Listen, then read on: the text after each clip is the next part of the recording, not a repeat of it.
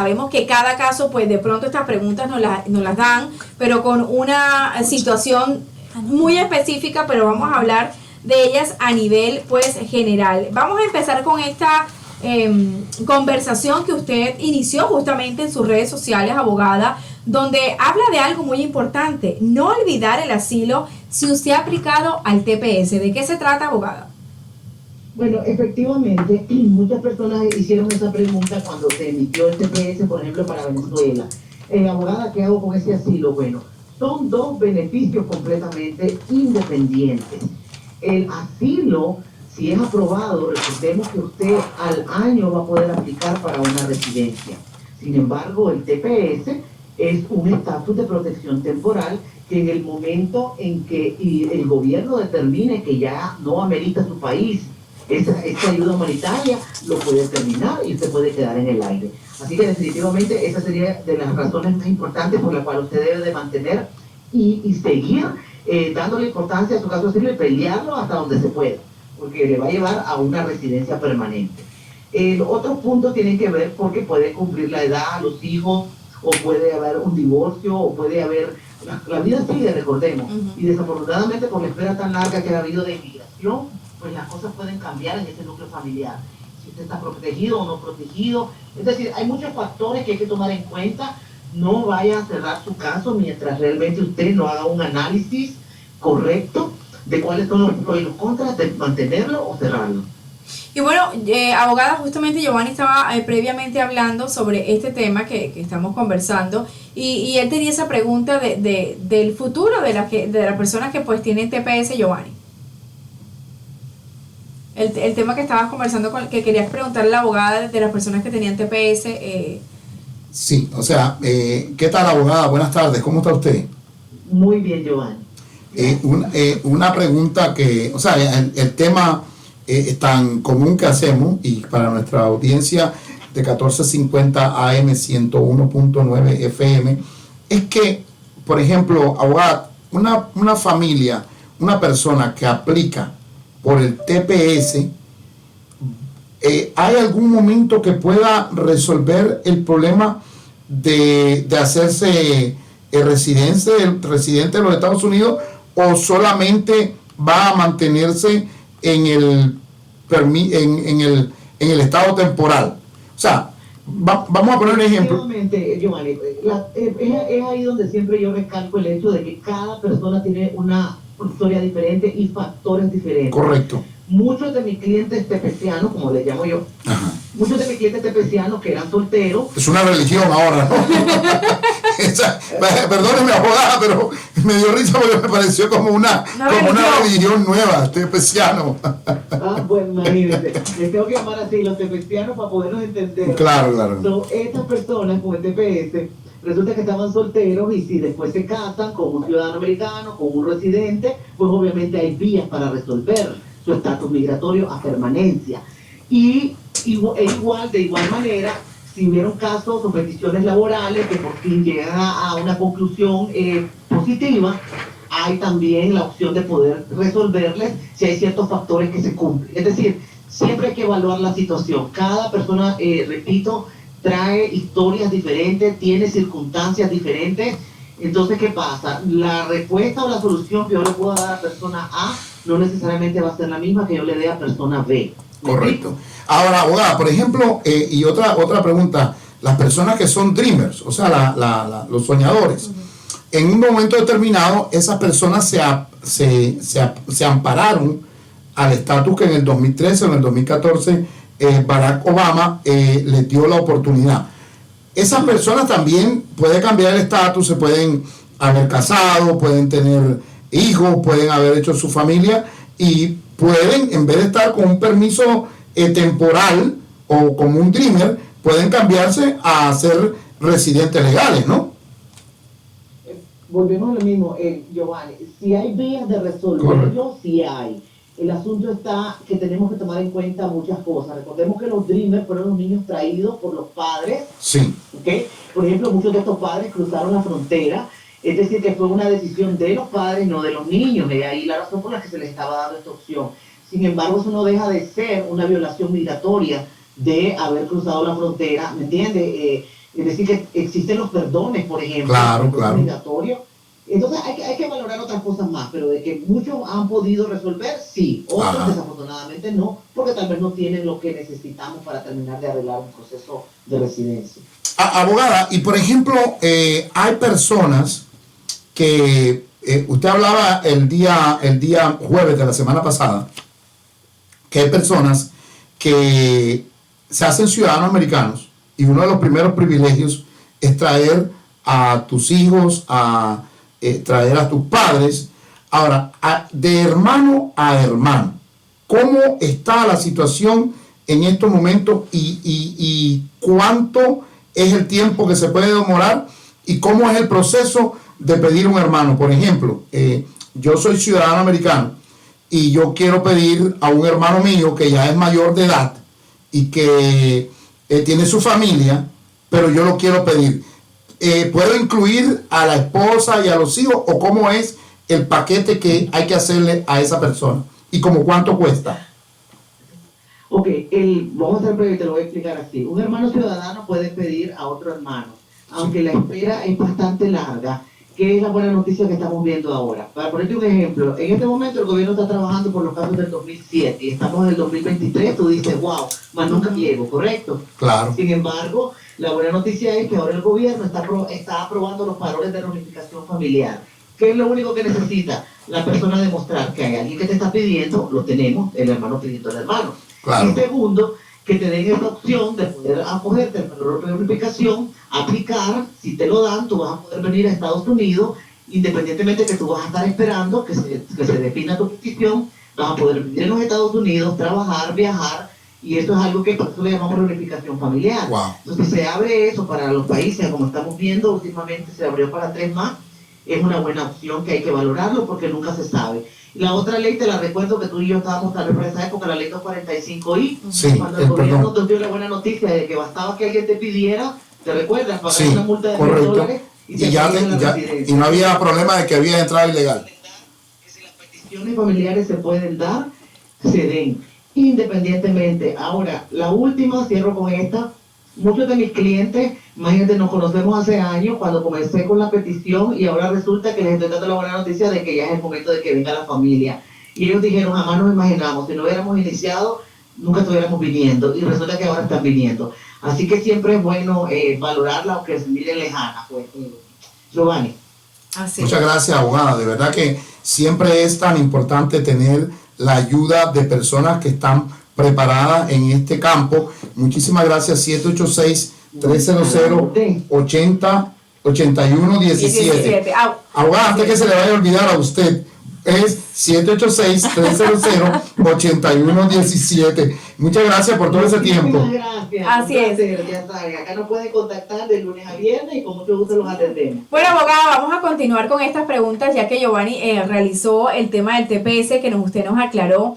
Y una de las cosas que también queríamos hablar el miércoles pasado son aquellos delitos que no perdona inmigración o cuáles son aquellos delitos que pueden poner tu proceso de inmigración al borde de la cuerda floja. ¿Por qué le digo esto, abogada? Porque hay personas que dicen, bueno, es que yo, vamos a poner un ejemplo, a una persona que la cogen en shoplifting, o sea, que la cogen en un shopping, en una tienda, haciendo un robo, que la persona dice, no, pues fue algo menor y esto no va a afectar mi proceso de inmigración. Exactamente, ¿cómo podría afectar estas pequeñas cosas que para las personas creen que no son grandes, podrían afectar el proceso de inmigración? O un ejemplo que usted nos pueda dar. Sí, es bastante extenso, vamos a decirlo un poco de forma genérica, Wendy.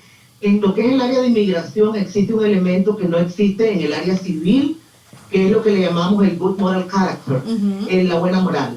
Por ejemplo, si estamos hablando de un proceso de ciudadanía y usted se portó mal, cometió algún delito, va a tomarse en cuenta para el elemento de buena moral, por ejemplo. Para ponerte un ejemplo bien clásico, ¿no? Es ahí cuando inmigración revisa ese historial y va a determinar si usted es merecedora o no de esa ciudadanía americana.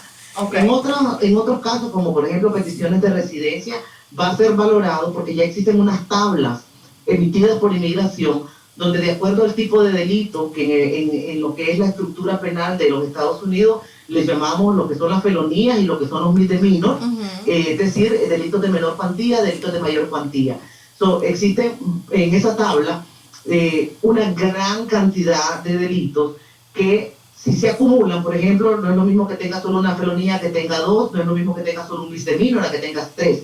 De acuerdo a esa tabla es que podemos saber el tipo de beneficio que usted está buscando y si va a tener o no va a tener un problema, y lo más importante, si existe un perdón para poder sumar ese perdón a la petición de lo que usted esté tramitando con inmigración. Y por último, le llamo yo los imperdonables, casi prácticamente son los imperdonables cuando hablamos en el área de terrorismo, por ejemplo, que sabemos que ya son cosas de otro nivel, donde definitivamente sí no podrían optar en cualquier cantidad de beneficios migratorios que pudiéramos discutir el día de hoy. Así que es bastante extenso, Wendy, pero definitivamente, primero que nada hay que portarse bien, y si se porta mal, asesórese bien para antes de poner un trámite en puerta. Así es, abogada, y también queremos tocar este tema a nivel general porque hemos visto que a veces muchas personas no entienden el término, o pues un término genérico, o un término que tiene el Departamento de Inmigración, con el tema del EWI, que es el Entry Without Inspection, y muchas personas pues no entienden qué es entrar sin inspección, cuáles son los riesgos de que usted entre sin inspección a los Estados Unidos. Ok, voy a ser bien básica en la forma en que lo voy a explicar. Nosotros le llamamos entrar sin inspección, es a lo que conocíamos o a lo que conocemos, un término muy latinoamericano, que es el entrar mojado a los Estados Unidos. El entrar mojado es una persona que inmigración no se dio cuenta, básicamente usted cruzó literalmente la frontera y logró entrar a los Estados Unidos y nadie se dio cuenta. Ahora, una persona, que es lo que estamos acostumbrados a ver en los últimos años, que llegó, se cruzó la frontera, sin embargo, se presentó ante las autoridades de inmigración de ICE y a usted lo procesan, le toman sus huellas, es decir, lo reciben, le crean un expediente, después lo sueltan, sea que lo sueltan confianza, sea que lo liberan bajo palabra. Es decir, ha pasado por un proceso, ha pasado por una inspección, ¿ok? Tal vez no ha sido admitido, que esa es otra terminología legal extremadamente importante, pero sí ha tenido una inspección. Entonces, esa es la diferencia, básicamente. El que se presenta, el que procesan, el que hay un cierto proceso inicial y el que nada tuvo que ver, no hubo nunca ningún encuentro persona a persona con un oficial de inmigración.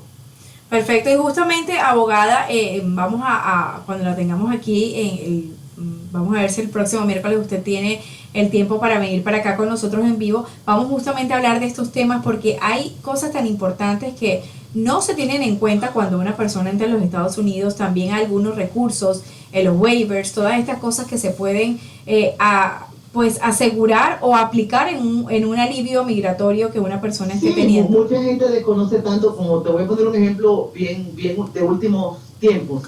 Muchas personas para el TPS no sabían que podíamos optar al waiver, a un perdón, sumando el TPS. Es decir, si tenían algún problema en su historial, ellos se autodescalificaron por desconocimiento de la ley. Ellos tenían que haberse asesorado y un abogado que sabe la ley de inmigración le hubiera podido decir, mire, no se autodescalifique, vamos primero a tratar de solicitar un perdón y si a usted lo perdonan, usted va a recibir su TPS. Muchas personas desafortunadamente desconocían de esa opción y perdieron la oportunidad. Bueno, abogada, y también otro tema que queremos tocar, pero vamos a hacerlo para la próxima semana, es cómo prepararse cuando usted está fuera del país y está siendo pedido, ya sea por un cónyuge o un familiar, y tiene ese tipo de entrevista en la embajada. ¿Cuáles son los puntos que hay que tener en cuenta y cuáles son los riesgos que también usted puede tener si el tema de las drogas está presente? Eso lo vamos a dejar para... Así mismo, entonces le diríamos a la audiencia, no se pierda la próxima por el mismo canal y a la misma hora. Así es, yo creo que mi barco iba a decir ahora. No, recordarle el número de teléfono 786-300-8117. Comunicarse por favor con la abogada Noelia Ramos, donde la asesoría, la primera asesoría, hablo de la primera asesoría, pero que nos va a llevar con un file, una carpeta repleta de documentos. Es una pequeña introducción, orientación de cómo está la persona. 786-300-8117. Abogada Noelia Ramos. Nos vemos el próximo miércoles, abogada, porque definitivamente estas preguntas que tenemos a usted para el próximo miércoles van a estar geniales. Muchísimas gracias y siempre estamos a la orden. Claro que sí, igualmente, bye. Bueno, Giovanni, estos temas son súper importantes porque, mira, en inmigración hay tantos recursos que se desconocen precisamente porque no tienes una persona capacitada para poder decirte que hay un recurso. En el tema de las drogas, vamos a tocar este tema de la marihuana medicinal, de la marihuana que no es medicinal, cuando tú estás en un proceso de inmigración y estás en una situación donde están las drogas involucradas. ¿Qué pasa? ¿Cuáles son tus recursos? ¿Se puede hacer algo? ¿No se puede hacer algo? ¿Tienes que esperar un tiempo determinado? Pues esa respuesta nos las va a dar la abogada la próxima semana. Vamos a también tocar el tema de las deportaciones, cuando una persona es inadmisible y deportable, cuando una persona se convierte en deportable e inadmisible en el mismo momento. Y si tú, cuando entras a los Estados Unidos, aunque tengas un permiso para entrar, vamos a poner el caso de una visa de estudiante, ¿por qué luego puedes convertirte en una persona deportable si fuiste admitida legalmente a los Estados Unidos? Ese tema es excelente. Y otro tema, Wendy, que es muy común ahora que hay muchas personas que no logran, entran, pero no logran tener un Social Security y no logran tener un permiso de trabajo.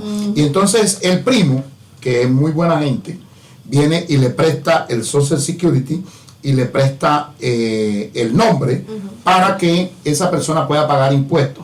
¿En qué forma y cómo le repercute a una persona el hecho de no tener una documentación, el no haber trabajado de una forma legal? Eso se convierte en un problema grande.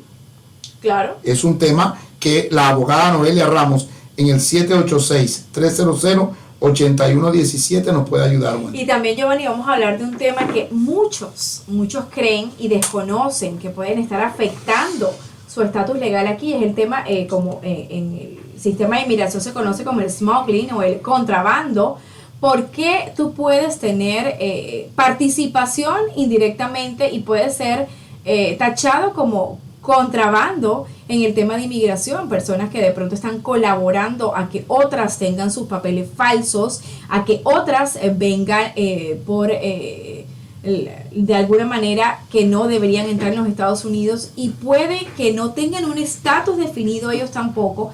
Cuando vayan a arreglar su estatus migratorio, ¿cuáles son los riesgos que pueden tener? Eso lo vamos a hablar también con la abogada Noelia Ramos el próximo miércoles. ¿Por qué? Porque esto está ocurriendo no ahora, siempre ha ocurrido. Por eso están las leyes de inmigración, por eso están todas las cosas importantes que tenemos que tener en cuenta, pero que usted no sea víctima de esa situación que podría dañar definitivamente arreglar su estatus migratorio en los Estados Unidos. Y bueno, contándote